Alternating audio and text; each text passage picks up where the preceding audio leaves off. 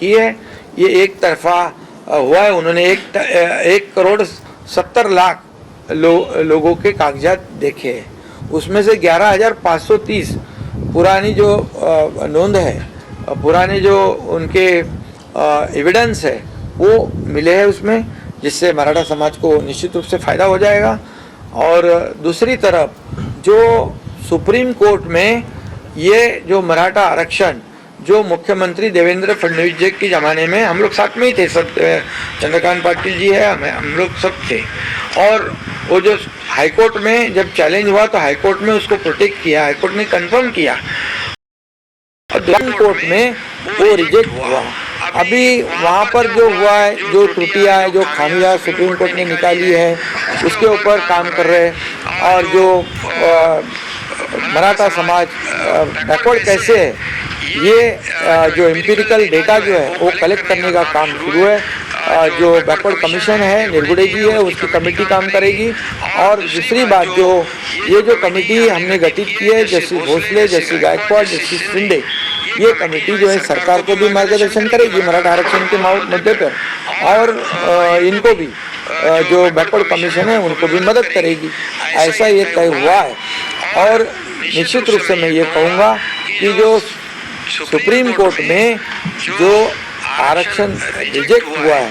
इसके भी कई कारण हैं, लेकिन आज मैं इस राजनीतिक मुद्दे को दोहराना नहीं चाहता हूँ, लेकिन वो पिछले सरकार का फेलियर है, इतना तो मैं जरूर कहूँगा। और वहाँ पर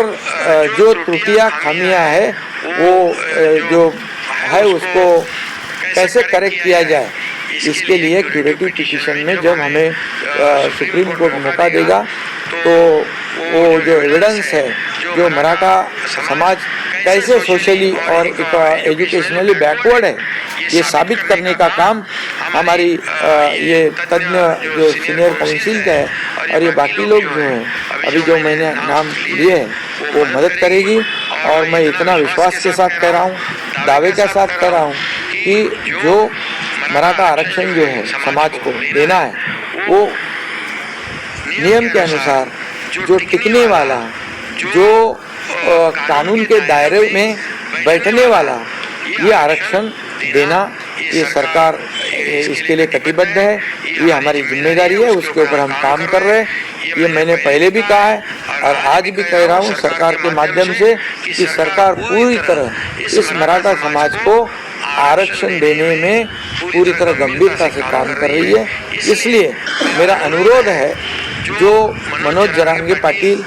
और उनकी जो टीम है उससे भी अनुरोध है कि हमें भी उनके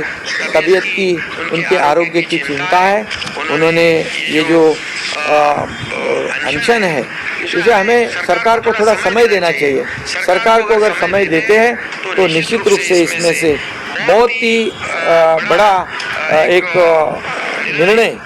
लोगों को मिल सकता है, ऐसी उम्मीद हमने रखी है। और आज राज्य में जो लॉ एंड ऑर्डर की सिचुएशन, जो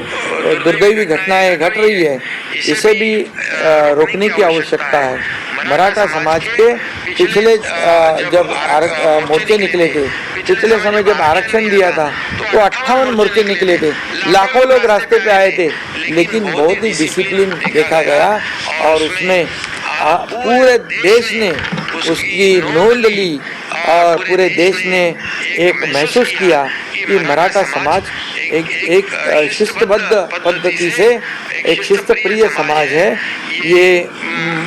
लॉ एंड ऑर्डर को भी बनाए रखने में बहुत ही मदद करने वाला है, ऐसा अनुभव है। और इसलिए